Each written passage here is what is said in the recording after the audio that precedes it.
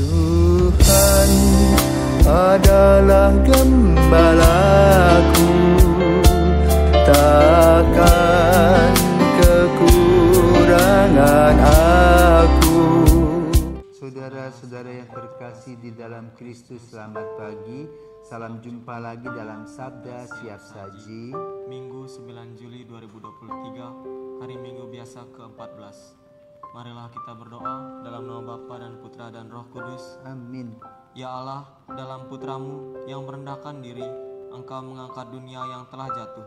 Semoga kami umat-Mu bersuka cita di dalam Dikau, agar kami yang sudah dibebaskan dari perbudakan dosa dapat menikmati sukacita abadi dengan pengantaran Kristus Putramu, Tuhan kami, yang bersama dengan Dikau dalam persatuan Roh Kudus, hidup dan berkuasa Allah sepanjang segala masa. Amin. Tuhan bersamamu Dan bersama rohmu. Inilah Injil Yesus Kristus menurut Matius. Dimuliakanlah Tuhan. Matius 11 ayat 25 sampai dengan 30. Sekali peristiwa berkatalah Yesus, "Aku bersyukur kepadamu ya Bapa, Tuhan langit dan bumi, sebab misteri kerajaan Engkau sembunyikan bagi orang bijak dan orang pandai, tetapi Engkau nyatakan kepada orang kecil. Ya Bapa, itulah yang berkenan kepadamu. Semua telah diserahkan kepadaku oleh Bapakku, dan tidak seorang pun mengenal anak selain Bapa, dan tidak seorang pun mengenal Bapa selain anak, serta orang-orang yang kepadanya anak berkenan menyatakannya. Marilah kepadaku kamu semua yang letih lesu dan berbeban berat, aku akan memberikan kelegaan kepadamu. Pikulah kuk yang kupasang dan belajarlah padaku, sebab aku ini lemah lembut dan rendah hati, maka hatimu akan mendapat ketenangan.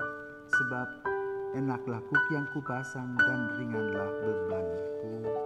Demikianlah sabda Tuhan. Terpujilah Kristus. Romo, selamat pagi. Pagi David. Saya ingin bertanya, tadi dikatakan bahwa Yesus berkata, "Aku bersyukur kepadamu ya Bapa, Tuhan langit dan bumi, sebab misteri kerajaan Engkau sembunyikan bagi orang bijak dan orang pandai." Kenapa itu disembunyikan bagi orang-orang bijak dan orang-orang pandai? Selamat pagi David. Hari ini kita sebagai seminari merayakan usia 70 tahun berdirinya seminari menengah. Dulu seminari kecil Roh Kudus di Tangep, di asrama. Kemudian 4 Agustus 1953 barulah SMP Katolik Tangep lahir. Jadi 70 tahun hari ini. Nah, bacaan tadi cocok untuk Pater Shadek, pendiri dari seminari ini. Kenapa? Bagi orang pandai dan orang bijak, yaitu pastor-pastor lainnya, mereka mempunyai perkiraan tentang berapa sih jumlah umat baru mendirikan seminari. Tetapi Pater Shadek itu ngotot dia. Umat baru 200, dia mau mendirikan seminari. Maka terjadilah kontradiksi di antara para pastor, guru Amerika dan guru Belanda. Yang Belanda pikir nonsens, itu tidak mungkin. Tetapi Pater Shadek mengatakan to be or not to be. Daripada tidak ada, yang ada biarpun sedikit. Maka dia setelah mempunyai gagasan itu, tentu gagasan itu digagasnya bukan tahun 53, tahun 52. Dia berkeliling, mungkin jalan kaki, waktu itu belum ada motor ya, bersepeda ontel, kita tidak tahu, dari kampung ke kampung dan melihat perkembangan anak-anak. Bajang-bajang muda itu, anak-anak kelas 6 SD dibujuklah untuk masuk internat atau asrama. Janji-janji dan sebagainya diucapkan oleh Pater Shadek, dan pemuda-pemuda itu tergiur. Maka Maka kemudian dikumpulkanlah 12 anak.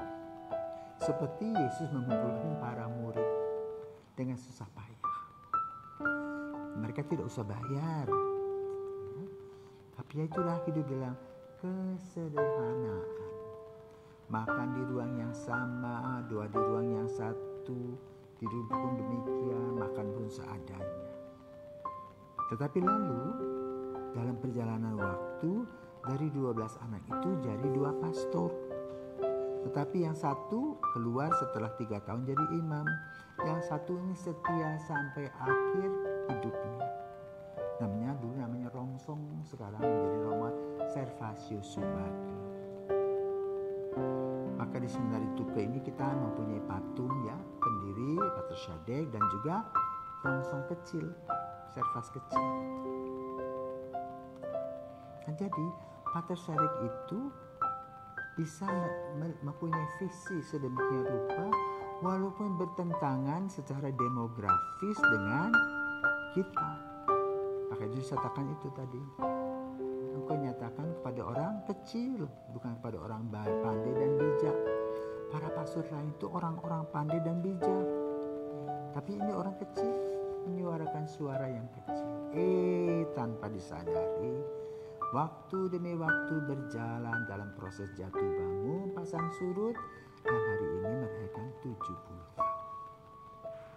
Apa yang diemban? Apa sih yang diinginkan?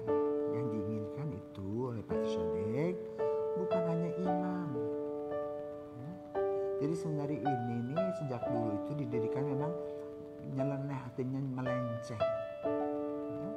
Tidak hanya untuk menjadi imam, tetapi pengkaderan. Karena itu di seminari ini tidak ada anak-anak yang dikeluarkan kalau tidak mau melanjutkan menjadi imam. Pokoknya ya sudah, ikut saja. Nanti Tuhan yang akan urus. Maka Pater Syadek mengatakan, aje quod agis, kerjakanlah apa yang kamu harus kerjakan. Nah, dari mana dananya? Dari langit? Tidak datang, langit tidak terbuka mengeluarkan dana, tidak. Jadi Pater Syadek ini memang boleh katakan mendapatkan keistimewaan. Saudaranya itu ada satu keluarga itu 12 orang. Lalu 3 menjadi imam. 2 SPD, 1 projo di Amerika. Lalu 6 saudarinya ini susur-susur kontemplatif. Mereka lah yang mengirimkan donasi-donasi untuk mengembangkan seminari Roh Kudus ini bersama dengan teman-temannya di Amerika. Jadi bukan kongregasi yang mendirikan, seorang pribadi dengan kepala batunya itu dalam tanda petik. Ya, maka dia berjuang dengan doa dan dia mendapatkan itu terangnya itu terang Roh Kudus. Maka pada tanggal 9 Juli 1953 itu hari raya Pentakosta, di mana seminari ini mempunyai pelindung Roh Kudus. Ya. Sementara 4 Agustus itu sebetulnya Santo Maria Vianney. Pas tahun 23 itu pembukaan kelas baru. Yang ditanamkan oleh Pater Syadek adalah rasa kekeluargaan dengan prinsipnya 3S dulu. Scientia, Sanctitas, Sanitas.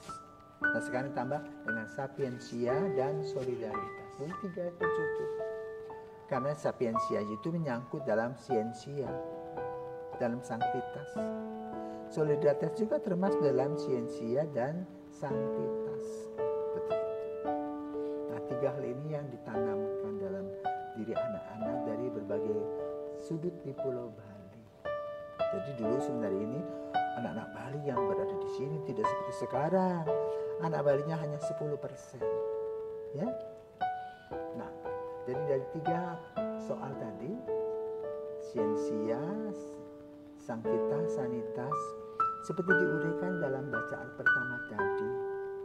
Ya, bagaimana keledai bisa mengalahkan kuda? Ya, bahasa baik-baik. Lucu, keledai itu bisa mengalahkan kuda dan bisa menguasai seluruh daerah yang disebut dengan dari laut ke laut, melalui sungai Efrat dan sebagainya. Nah, yang kedua, dalam bacaan kedua kita juga mendengar bagaimana peranan Tuhan dalam hidup kita, memilih kita menjadi orang-orang yang baik.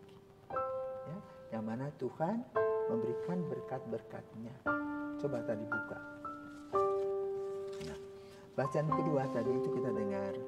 Ya, saudara-saudara, kamu tidak hidup dalam daging, melainkan dalam roh. Kalau roh Allah memang tinggal dalam dirimu. Tetapi jika orang tidak memiliki roh Kristus, ia bukanlah milik Kristus. Maka sebenarnya ini adalah milik Kristus, di mana kita harus belajar menyadari bahwa kita adalah milik Kristus. Karena itu bila kita mengalami kesulitan, Injil mengatakan apa? Marilah kepadaku kamu semua yang letih lesu dan berbeban berat, aku akan memberikan kelegaan kepadamu. Pikulah-Ku yang kupasang dan belajarlah padaku, sebab aku ini lemah lembut dan rendah hati, maka hatimu akan mendapat ketenangan. Nah, saudaraku terkasih, apa sih yang dibuat pada saat merayakan 70 tahun seminari? Nah, kita membuat kegiatan-kegiatan. Yang pertama adalah jalan santai. Apa yang unik dari jalan santai itu? Hujan besar. Ya, ketika hujan rintik itu kita mulai berjalan, dan kita berjalan setelah kita 100 meter dari tempat mulailah tidak hujan. Berjalan tidak hujan. Kemudian sampai lagi kembali ke lokasi, hujan lagi. Peminat tidak terlalu banyak karena memang awan gelap. Tetapi kegiatan itu sudah dilakukan. Yang kedua, juga diadakan operasi katarak mata bersama dengan John Fawcett Foundation dari Sanur dan Pasa bersama dengan Ibu Buka CK.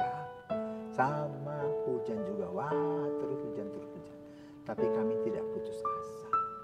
Menikmati hujan sebagai berkat dari Tuhan. Walaupun memang yang operasi yang diharapkan itu ya ada yang datang sekitar 400 lebih, tetapi yang dioperasi minimal ya 15 orang, ternyata hanya 6 orang. Dan salah satunya adalah Bapak yang hidup sebatang kara di Tegal Jaya, yang mana pada saat dia datang sendiri, dia harus ada pendamping dan yang bertanggung jawab. Ternyata David, kamu itu yang dipilih menjadi pendamping dan tanggung jawab. Kok ada apa-apa loh. Tetapi hari ini dia sudah bisa melihat. Ya. Dari 6 orang sudah berjalan semuanya. Dan banyak anak-anak atau orang-orang yang diperiksa, dapat kacamata, obat tetes, ya, seperti itu. Juga diberikan goodie bag selama kita merayakan atau melaksanakan kegiatan-kegiatan tersebut. Nah, lalu pada hari ini nanti jam 5 sore kita akan merayakan Ekaristi. Kalau hujan, di mana? Kita pindah ke kapel. Kalau tidak hujan, kita merayakannya di lapangan basket bersama dengan Uskup Denpasar, Monsinyur Sylvester San. Semoga 70 tahun memberikan semangat yang baru kepada anak-anak milenial. Kenapa? Panggilan saat ini semakin susah. Orang tidak mau memberi diri selama 24 jam.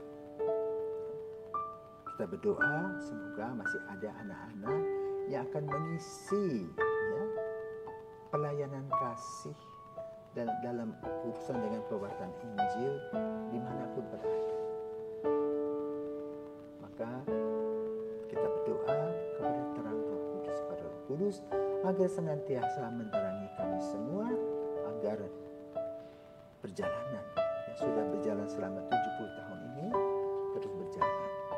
Cukup banyak seminari-seminari di Eropa sudah ditutup. Tidak ada peminat. Semua tidak mau melayani Yesus lagi. Maka kita berdoa agar Tuhan senantiasa memberkati anak-anak yang sekarang berkumpul di sini. Dan menurut cerita, menurut pengumpulan data, baru-baru ini kami mengadakan pertemuan para rektor seminari se-Indonesia di Maumere. Siswa seminari menengah itu berjumlah 5.000 orang. Namun dari 5.000 orang itu ada sekitar 2.400 orang yang ada di NTT, mulai Bali, Flores, Bali, NTB, Flores, Timur dan Sumba. 2.400. Biasanya katanya 10%, ya diperkirakan akan ada dari sekian angkatan itu 240 dibagi 6 berapa? 60. Ya. Diharapkan setiap angkatan dari 2.400 itu akan melahirkan 60 yang akan mengisi hari esok dan mereka akan jadi pemimpin pada tahun ke-100 Indonesia merdeka. Mungkin termasuk salah satunya David. Pikir baik-baik mau kemana jalannya. Ya, selamat dan dirgahayu untuk seminari Tuke. Tuhan senantiasa memberkati. Amin.